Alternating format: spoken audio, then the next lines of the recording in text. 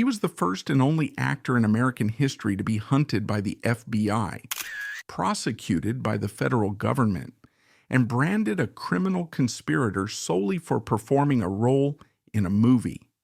To the prosecutors and moral crusaders of the 1970s, he was a taboo material, a purveyor of obscenity, and a threat to the very soul of the nation. Yet he didn't die in a prison cell or a gutter. He ended his days in the quiet mountains of Utah, honored as a decorated Marine, a respected real estate agent, and a devout Christian convert who found peace in the heart of Mormon country. His name was Harry Reams. But how did a classically trained actor who accepted a $250 day job just to pay his rent unwittingly become the martyr of the First Amendment and the accidental face of the most controversial film ever made?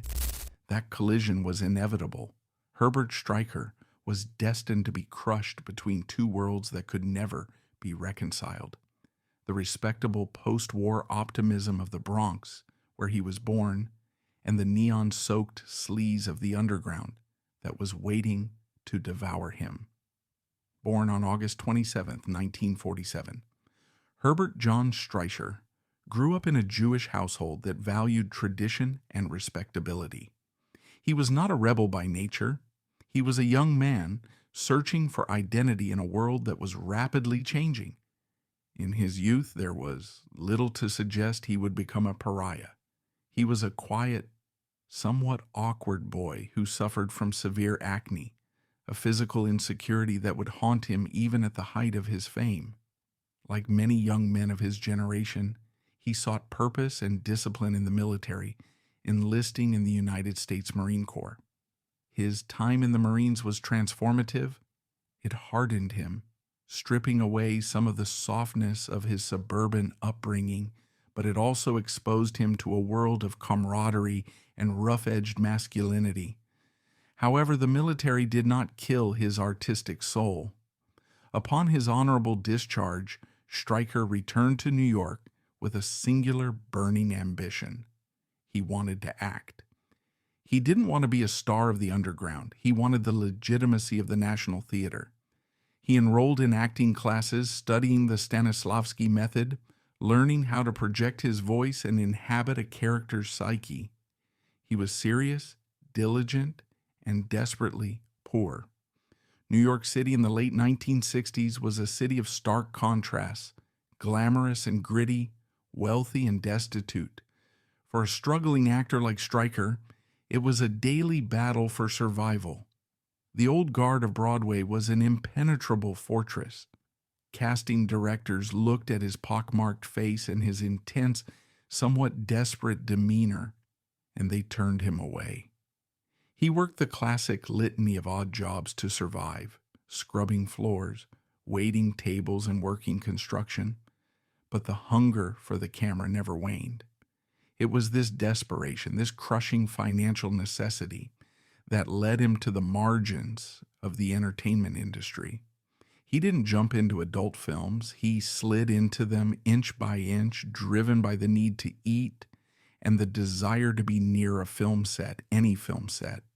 By the early 1970s, the era of liberation was beginning to fracture the rigid moral codes of the Eisenhower era. In New York, a shadow industry was emerging. These were not the high-budget productions of Hollywood, but underground reels. Short, silent, black and white reels sold under the counter.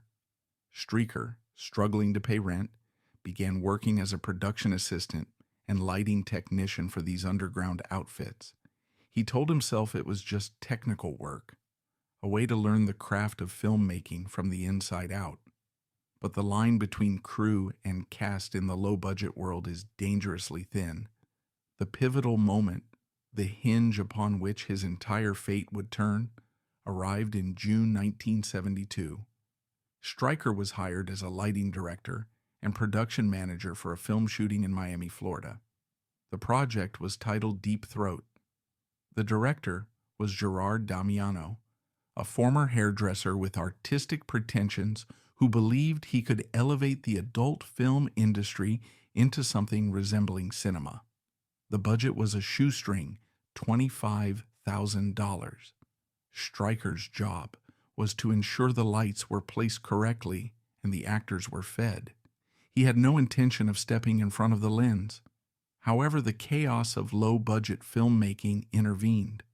On the very first day of shooting, the actor hired to play the male lead, a character named Dr. Young, failed to show up.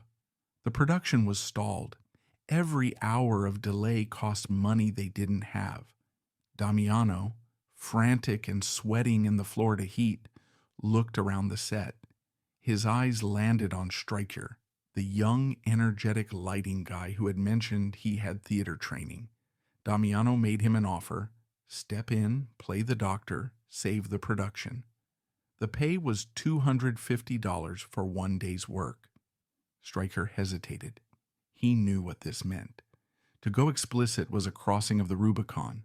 It was a stain that the legitimate theater world might never forgive. But he was broke, he was young, and his ego was flattered.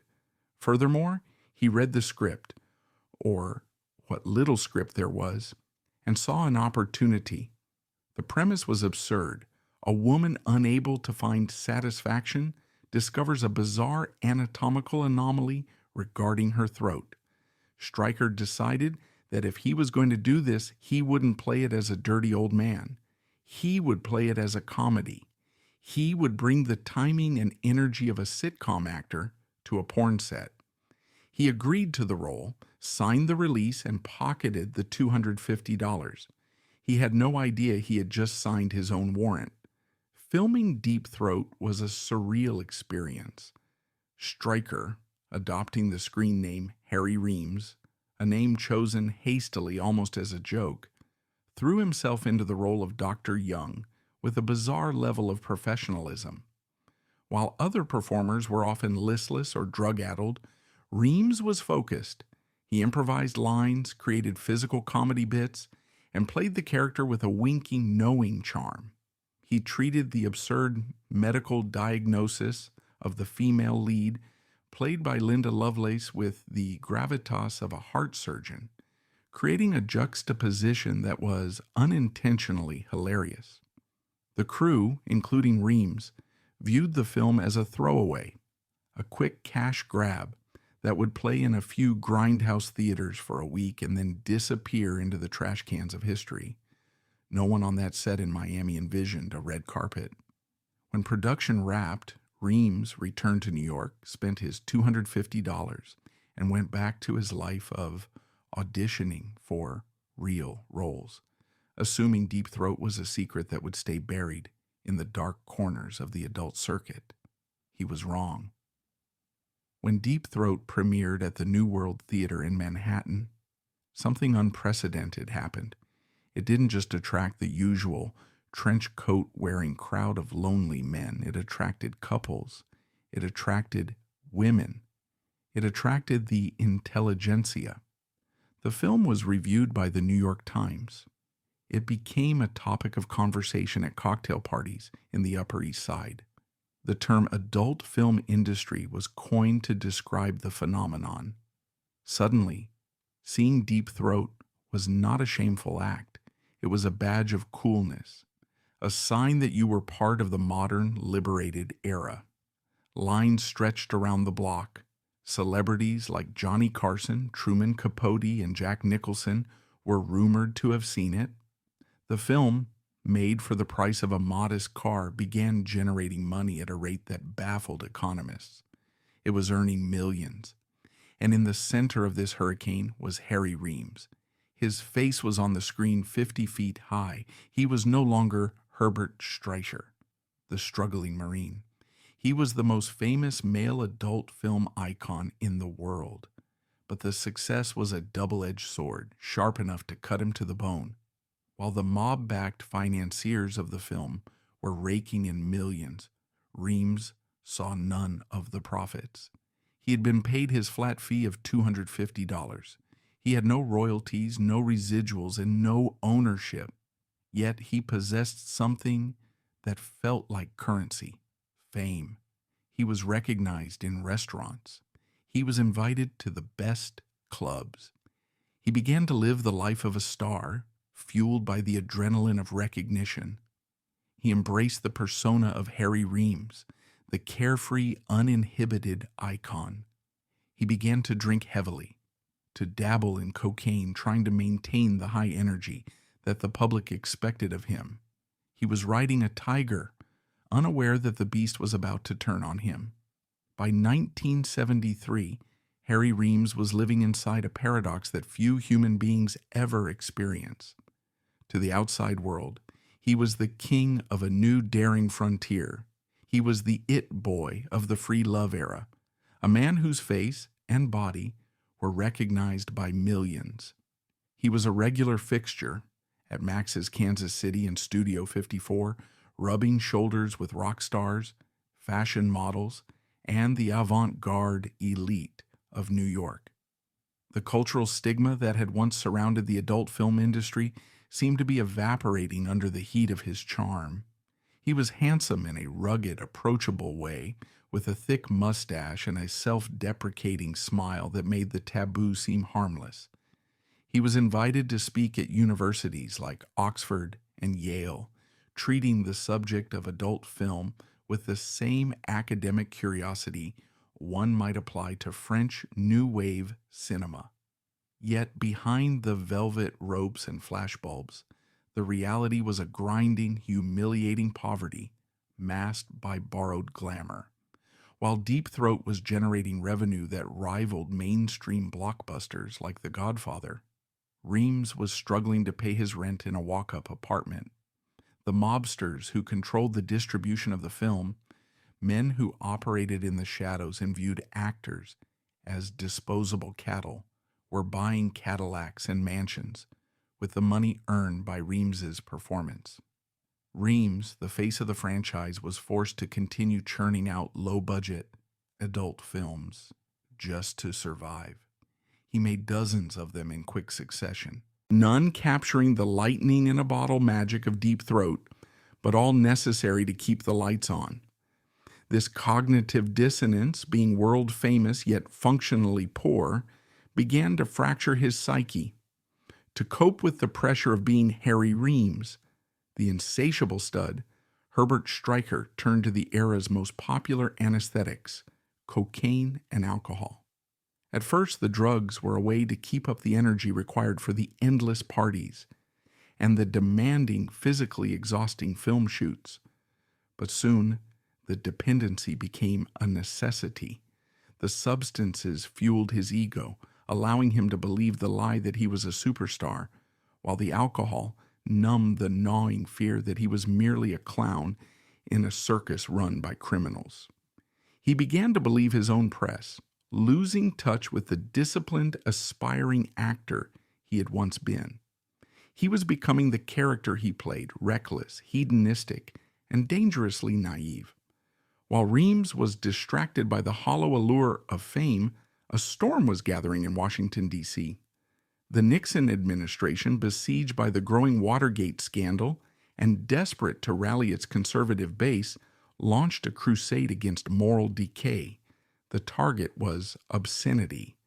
For decades, the definition of obscenity in America had been vague, but in 1973, the Supreme Court handed down a landmark ruling in Miller v. California. The court decided that obscenity was not protected by the First Amendment, and crucially, that it should be defined by community standards. This ruling was the weapon the federal prosecutors had been waiting for. It meant that a film could be legal in liberal New York City or San Francisco, but if it crossed state lines into a conservative jurisdiction, it could be prosecuted based on the moral standards of that specific community. The government went jurisdiction shopping. They needed a place where Deep Throat would be viewed not as a quirky cultural phenomenon, but as the devil's work. They found their battlefield in Memphis, Tennessee. Memphis was the heart of the Bible Belt, a city with deep religious roots and a conservative judiciary that viewed the era's permissiveness with open hostility. Assistant U.S. Attorney Larry Parrish, a fervent crusader against the adult film industry, saw an opportunity to make history. He didn't just want to seize the film prints, he wanted to put people in prison. He wanted to send a message that would chill the spine of every filmmaker in America. But Parrish made a calculated, almost cruel strategic decision. He knew that the mobsters who funded the film were insulated by layers of shell companies and lawyers. They were hard targets. The director, Gerard Damiano, was also slippery. But the actor, the man whose face was on the poster, he was visible. He was vulnerable. And so the Department of Justice did something unprecedented in the history of American jurisprudence. They indicted an actor for conspiracy to distribute obscenity across state lines. The logic was terrifyingly simple. By acting in the film, Harry Reams had knowingly participated in a criminal conspiracy to pollute the minds of the people of Memphis, a city he had never even visited. The hammer dropped in 1974. Reams was in New York, living his precarious high life when FBI agents arrived at his door. The arrest was a shock to the system that no amount of cocaine could buffer. He was handcuffed, processed, and told he was facing federal charges in Tennessee. The charge carried a potential sentence of 5 years in prison. Reams was baffled. "I'm an actor," he kept telling anyone who would listen. "I didn't distribute the film. I didn't sell tickets. I didn't drive the trucks. I just said the lines." It seemed insane to him that he could be held criminally responsible for the distribution of a movie. It was akin to arresting a cashier at a grocery store because the store sold spoiled milk. But the federal government was not interested in logic. They were interested in a show trial. He was extradited to Memphis, a city that felt like a foreign country to the Jewish boy from the Bronx. The atmosphere was hostile. To the locals, he was a monster, a carpetbagger bringing filth into their homes. Reams found himself standing in a federal courtroom, stripped of his celebrity armor, looking small and terrified. He had no money for a high-powered legal defense. The millions Deep Throat made were in the pockets of the Colombo crime family, and they certainly weren't going to pay for the defense of a lighting guy turned actor. They cut him loose. The adult film industry, terrified of drawing attention to themselves, also turned their backs on him. He was a pariah in the world he helped build. The trial in Memphis in 1976 was a surreal spectacle. A clash of civilizations played out under fluorescent lights. On one side was the federal government, armed with righteous indignation and the full resources of the Department of Justice. On the other was Harry Reams, defended by a team of lawyers who were scrambling to make a constitutional argument out of a dirty movie. The prosecution's strategy was simple: show the movie to the jury. For the conservative, church-going jurors of Memphis, watching Deep Throat in a federal courtroom was a traumatic, shocking experience. The prosecutor, Larry Parrish, thundered about the degradation of women and the erosion of American values. He painted Reams not as a hapless actor, but as a willing agent of chaos, a man who profited from the destruction of morality. But as the trial progressed, the sheer absurdity of the situation began to catch the attention of the mainstream world. In Hollywood, a different narrative was taking shape. The real actors, the ones who looked down on porn, suddenly realized the dangerous precedent being set. If the government could jail Harry Reams for playing a doctor in a movie they deemed obscene, what was to stop them from jailing Marlon Brando for Last Tango in Paris? What about violent movies? What about political films? Jack Nicholson, Warren Beatty, Louise Fletcher, and Mike Nichols formed a committee to defend Harry Reams. They saw the trial for what it was, a direct assault on the First Amendment. They raised money, held press conferences, and declared that Harry Reams is one of us. For a brief moment, the lines between Hollywood and the adult industry blurred. Reems was no longer just an adult film icon, he was a cause célèbre. However, the support of the Hollywood elite did not penetrate the walls of the Memphis courtroom. The defense tried to argue that the film had serious literary, artistic, political, or scientific value, the only way to escape the obscenity label under the Miller test. They brought in experts, film critics, and academics to testify that Deep Throat was a satire, a social commentary. Reems himself took the stand, trying to project the image of the serious actor he had always wanted to be. He spoke of his training, his intent to create comedy, his lack of control over the film's distribution. But the cultural gap was too wide.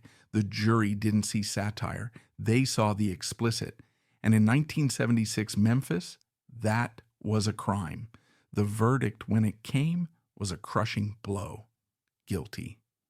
Harry Reams, the man who had made the world laugh with a stethoscope, was a convicted felon. He was the first person in United States history to be convicted solely for his work as an actor. The judge prepared to sentence him. The threat of prison became a terrifying reality. But the tragedy of this period was not just legal, it was professional and personal. During the height of his legal battles, Reems had finally secured what he thought was his golden ticket out of the adult industry. He had auditioned for a role in a major studio musical, a film that was destined to become a classic, Grease. The producers, impressed by his charisma, and perhaps looking for a bit of edgy publicity, cast him as Coach Calhoun, the gym teacher. It was the dream realized. He was going to be in a movie with John Travolta. He was going to be legitimate. He attended rehearsals. He met the cast, and for a few weeks, he felt like Herbert Stryker again. But as the conviction in Memphis made headlines, the studio executives at Paramount panicked. They feared that having a convicted felon, adult film industry, in a family-friendly musical would spark boycotts in the Bible Belt. The call came swiftly and brutally. Reems was fired. The role of Coach Calhoun was given to Sid Caesar. This rejection hurt more than the handcuffs. It was the confirmation of his deepest fear. He would never be allowed to cross over. The old guard had won. They had built a wall, and he was on the wrong side of it forever. The loss of the grease roll sent him into a tailspin. If the legal system didn't destroy him, the heartbreak would. He retreated further into the darkness of his addiction, drinking until he blacked out, trying to erase the memory of the career that was stolen from him, not by lack of talent, but by fear. As he awaited sentencing, Harry Reams was a broken man. He was a celebrity with no money, an actor with no stage, and a free man waiting for a cage. But the legal saga was not over. A brilliant appellate lawyer named Alan Dershowitz was watching the case, and the fight for Harry Reams's freedom and his soul was about to enter its most desperate phase. In 1976, Harry Reams stood on the precipice of federal prison, a man branded by the state of Tennessee as a criminal conspirator. But the legal machinery of the United States is vast, complex, and occasionally capable of correcting its own excesses. Enter Alan Dershowitz. Before he became the ubiquitous and controversial media figure of later decades, Dershowitz was a brilliant, sharp-elbowed Harvard law professor with a passion for civil liberties. He saw the Reams conviction not merely as a tragedy for a D-list actor, but as a terrifying legal precedent that threatened the foundational principles of American justice. Dershowitz and his legal team took on Reams's appeal pro bono. They identified a fatal flaw in the government's case, a technicality that had nothing to do with the morality of the adult film industry and everything to do with the timeline of the law. The filming of Deep Throat had taken place in 1972. The Supreme Court's Miller v. California ruling, which established the community standards test used to convict Reams, was handed down in 1973. The defense argued a principle known as ex post facto. The government was effectively trying to punish Reems for violating a law that didn't exist when he committed the act. In 1972, the legal definition of obscenity was different. Reems could not have known that his performance would later be judged by the standards of a 1976 Memphis jury. It was a matter of basic fairness. You cannot change the rules of the game after the game has been played. In 1977, the U.S. Court of Appeals agreed. The conviction was overturned. The charges were dismissed. On paper, Harry Reems had won. He was a free man. The headline in the New York Times vindicated him. The Hollywood liberals who had fundraised for him cheered. It was a landmark victory for the First Amendment, ensuring that actors could not be held criminally liable for the content of the films they appeared in. But as Reems walked out of the courthouse, the taste of victory was ash in his mouth. A Pyrrhic victory is a triumph that inflicts such a devastating toll on the victor that it is tantamount to defeat. Harry Reems was the living embodiment of this concept. The legal battle had lasted nearly 5 years. It had drained every cent he had earned. It had aged him. But the most profound damage was invisible. The stain of the trial was permanent. The mainstream film industry, which is governed by perception and risk aversion, had closed its doors. The firing from Greece was not an isolated incident. It was a signal flare to every casting director in Hollywood. Harry Reems was radioactive. No studio executive wanted to explain to their shareholders why they hired a man who had been the face of a federal obscenity trial. The old guard had lost the legal battle, but they had won the cultural war against him. They had successfully quarantined him. Reems found himself in a cruel limbo. He was too famous for the underground, yet too infamous for the mainstream. He had no choice but to return to the only industry that would still have him, the adult film industry. But the golden age of adult film industry was over. The industry was shifting. The artistic pretensions of directors like Gerard Damiano were being replaced by the harsh industrial efficiency of the video era. The glamour was gone, replaced by a grinding, mechanical soullessness. Reems returned to the sets, but his heart was dead. He wasn't acting anymore. He was performing a grotesque caricature of himself to pay off debts. He hated the work. He hated the people. Most of all, he hated himself for being trapped in a loop he couldn't escape. The joy and comedy he had brought to Deep Throat were replaced by a grim, dead-eyed endurance. As the 1970s bled into the 1980s, the disco era crashed and burned, and with it went the last vestiges of Harry Reams's functionality. The cocaine habit, once a recreational accessory to his nightlife, metastasized into a voracious addiction. Cocaine is a drug that feeds on ego, and for a man whose ego had been battered by public humiliation, it provided a false sense of grandeur. He moved to Los Angeles, chasing the ghost of the Hollywood career he felt he was owed. But Los Angeles is a city that devours the desperate. Reems became a fixture in the darker corners of the city. The money from his post-trial appearances dried up. His friends, the fair-weather companions who loved the famous Harry Reams, evaporated when the money ran out and the behavior became erratic. The slide was not sudden. It was a slow, agonizing erosion. First he lost his car. Then he was evicted from his apartment.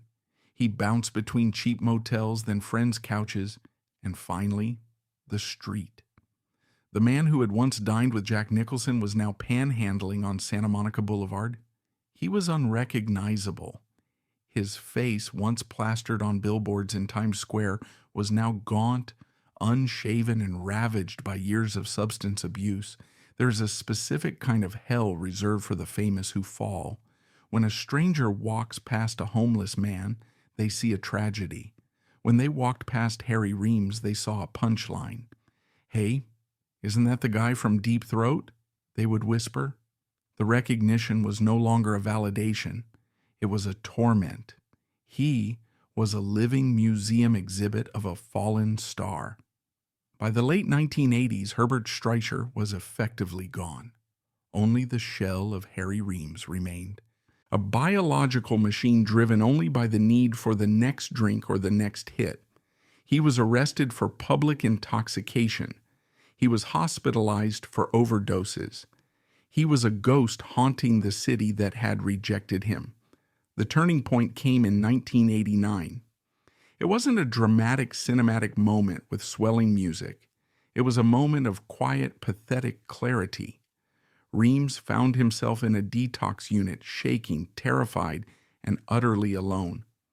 The doctor looked at him with pity, not the admiration he used to get for playing a fake doctor, but the clinical pity one has for a dying man. He was told bluntly that his liver and pancreas were failing. If he continued to drink, he would be dead within months. Lying in that hospital bed, staring at the sterile ceiling, Herbert Streicher faced a binary choice. He could continue to be Harry Reams and die in the gutter, a piece of trivia for future generations to laugh at. Or he could do the unthinkable. He could kill Harry Reams. He realized that Harry Reams was not him. Harry Reams was a character, a mask he had put on in 1972 for $250. That mask had become a parasite that had consumed his entire life. To survive, he had to commit a symbolic suicide. He had to murder the persona that had made him famous. He made a radical decision. He needed to go to a place where Harry Reams didn't exist. He needed a place that was the antithesis of the hedonistic culture of New York and Los Angeles. He looked at a map and chose the most unlikely sanctuary imaginable, Salt Lake City, Utah. It was the headquarters of the Mormon Church, a bastion of social conservatism, a place where alcohol was strictly regulated and the adult film industry was reviled. It was the lion's den. But for Streicher, it was a monastery. He packed his meager belongings, everything he owned fit into a single bag, and boarded a bus. He left behind the ruins of his career, the memories of the courtroom, and the name that had been his curse. When the bus pulled into Salt Lake City, surrounded by the stark, clean beauty of the mountains, Herbert Streicher stepped off. He was shaking from withdrawal. He was broke, and he was terrified. But for the first time in nearly 20 years, he was anonymous. The curtain had fallen on the first act of his life. The question was whether he had the strength to write a second one. Salt Lake City in 1989 was a world away from the grime of 42nd Street or the smog of Los Angeles. It was a city of wide avenues, imposing temples, and a pervasive, orderly silence. To Herbert Streicher, stepping off the bus with a single duffel bag, it might as well have been the surface of the moon. He was a creature of the night, a man whose biological clock was set to the rhythms of nightclubs and film sets, now standing in a place where the day began with prayer and ended with family dinners. The physical withdrawal from alcohol and cocaine was a brutal, visceral purging. For the first few months, Streicher lived in a halfway house, a purgatory between the hell he had left and the life he hoped to build. The DTs racked his body. He sweated through his sheets, shaking uncontrollably, his mind assaulted by memories of the past 2 decades. In the darkness of his room, the ghost of Harry Reams would whisper to him, tempting him with memories of easy money, adoration, and the numbness of the bottle. But there was something else in Utah, anonymity. For the first time in years, when he walked down the street, no one pointed, no one snickered. To the people of Salt Lake City, he was just another lost soul trying to get clean, a broken brother in need of repair. This anonymity was his most precious asset. It allowed him to strip away the layers of the persona he had built. He shaved his trademark mustache, the symbol of the adult film industry era, and looked in the mirror.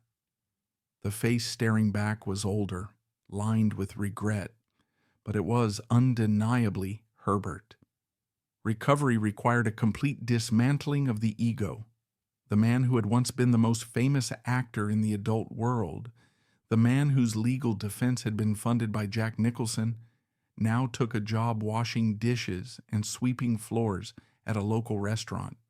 It was humiliating, back-breaking work for minimum wage, but for Stryker, it was also a form of penance. There was a strange dignity in the grease and the soap. For the first time in his life, he was earning money that was clean. It wasn't money made from exploiting his body or participating in an industry that devoured souls. It was money made from labor. He later described this period as the most crucial acting role of his life, playing the role of a humble, functioning member of society until it became his reality. He joined Alcoholics Anonymous. The rooms of AA in Utah were filled with people from all walks of life. Businessmen, housewives, laborers, all united by a common brokenness. Here, Stryker found a new stage, but one where the script required rigorous honesty rather than fantasy. He stood up and introduced himself not as Harry, the star, but as Herbert, the alcoholic. He shared his story piece by piece, omitting the salacious details of his fame to focus on the universal pain of addiction. The group embraced him not for who he had been, but for who he was trying to become. The acceptance he found in those church basements was more validating than any applause he had ever received in a theater. As his mind cleared, a spiritual vacuum opened up. Stryker had been raised Jewish, but he had long ago abandoned any connection to the divine. In the conservative religious atmosphere of Utah, he found himself drawn to the concept of redemption. He began attending church, not out of social obligation, but out of a desperate need for forgiveness. He converted to Christianity, a move that many of his former coastal associates viewed with skepticism. But for Stryker, it was the final nail in the coffin of his old life. He needed a higher power because his own willpower had nearly killed him. It was in this environment of sobriety and faith that he met Jeanne Starrett. Jeanne was a devout woman, a skier, a person of the mountains and the light. She knew nothing of the adult film industry era. She saw a kind, funny, somewhat sad man who was trying hard to be good. They fell in love. But Stryker carried a nuclear secret. He knew that eventually he would have to tell her. The fear was paralyzing. He was terrified that once she knew he was that Harry Reams, the man from the most infamous movie in history, she would look at him with disgust and leave.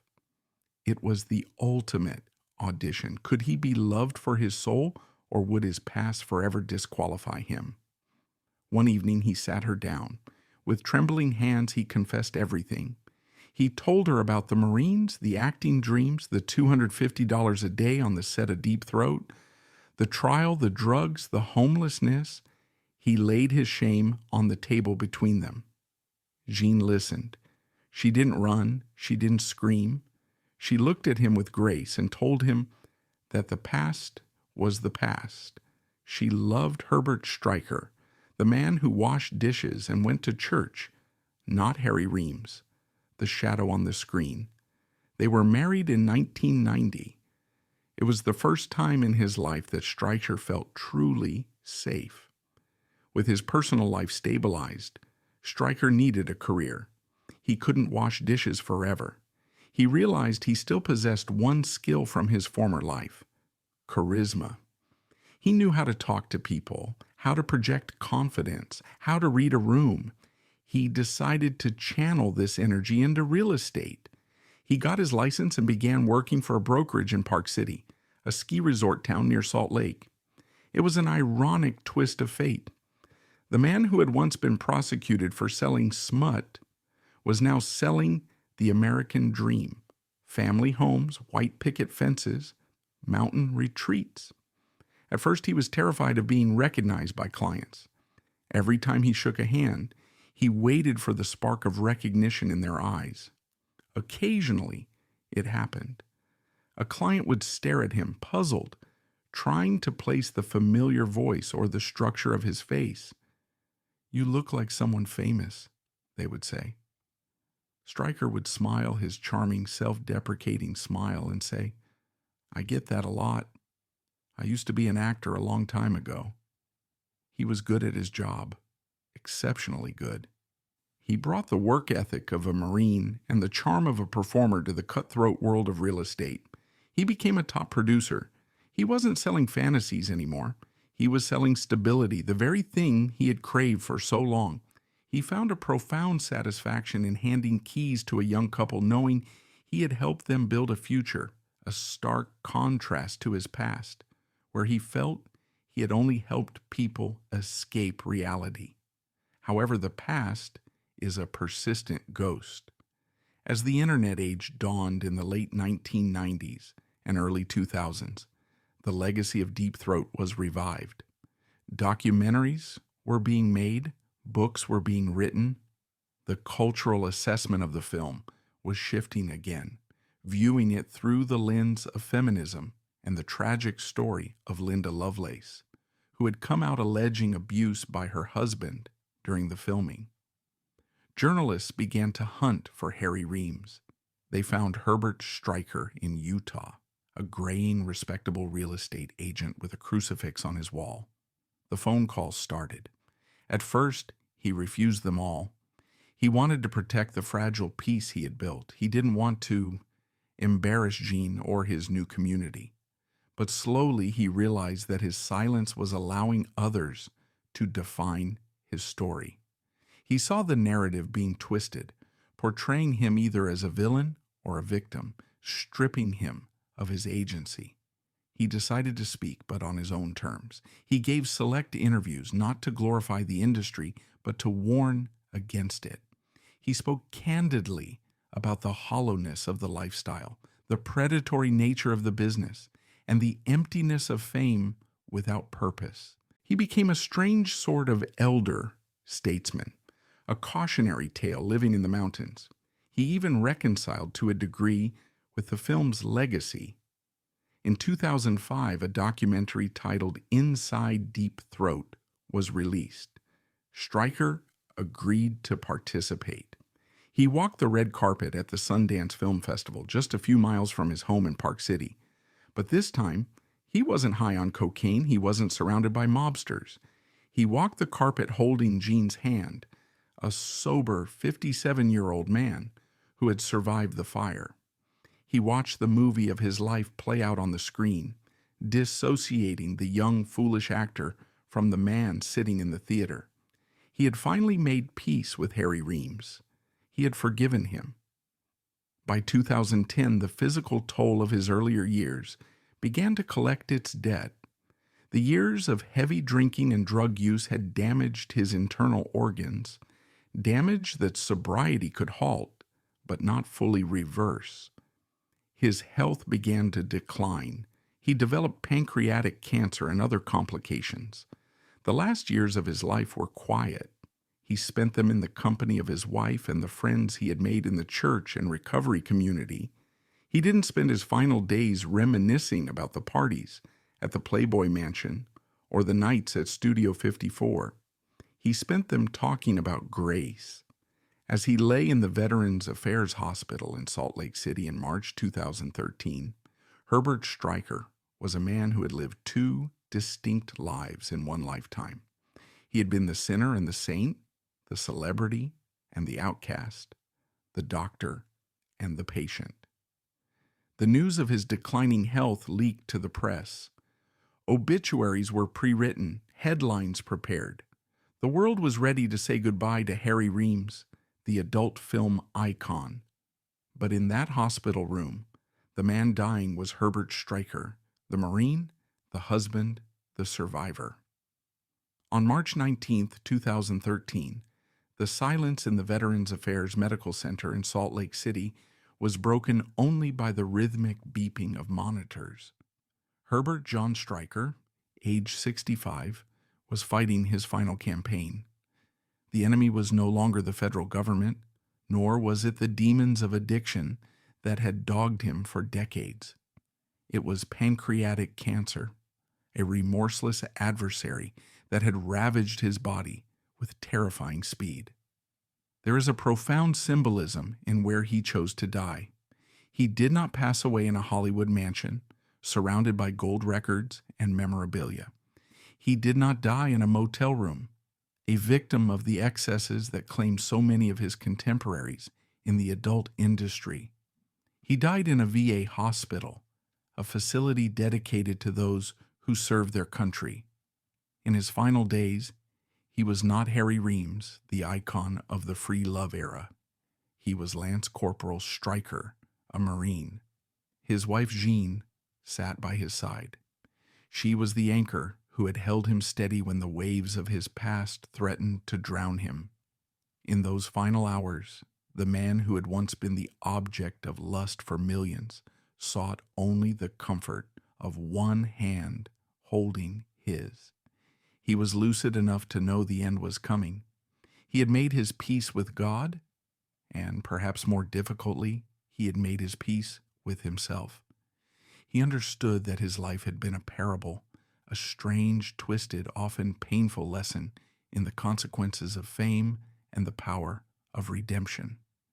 When he took his last breath, it was with a quiet dignity that his younger self could never have imagined. The moment Herbert Stryker's heart stopped, the machinery of the media roared to life. Within minutes, the news flashed across the globe. Harry Reams, star of Deep Throat, dead at 65. For the first time in 20 years, his face, the young mustachioed face from 1972, was plastered on the homepages of the New York Times, CNN, and the BBC. The obituaries were a study in cognitive dissonance. They hailed him as a pioneer, a counterculture legend, and a martyr for free speech. Yet in the comments sections and on social media, the old battles reignited. To some, he was a hero who dismantled censorship. To others, he remained a symbol of exploitation, inextricably linked to the tragic narrative of his co-star, Linda Lovelace. Even in death, the ghost of Deep Throat refused to let him go, dragging the memory of the quiet real estate agent back into the chaotic court of public opinion. While the cultural debate raged, the legal legacy of Harry Reams stood as silent, concrete proof of his impact. The ordeal of United States versus Reams remains a cornerstone of First Amendment law regarding the performing arts.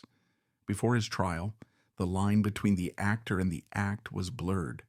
Because Harry Reams fought and because his defense team exposed the ex post facto injustice of his prosecution, a protective shield was erected around actors in America. He was the test case, the sacrificial lamb who absorbed the blow so that future generations of performers wouldn't have to. But Herbert Stryker's life had ended. The myth of Harry Reams was just being born. He had become something far larger and far more complex than a man with a mustache on a movie screen. In the annals of American law, he had transmuted from a defendant into a doctrine.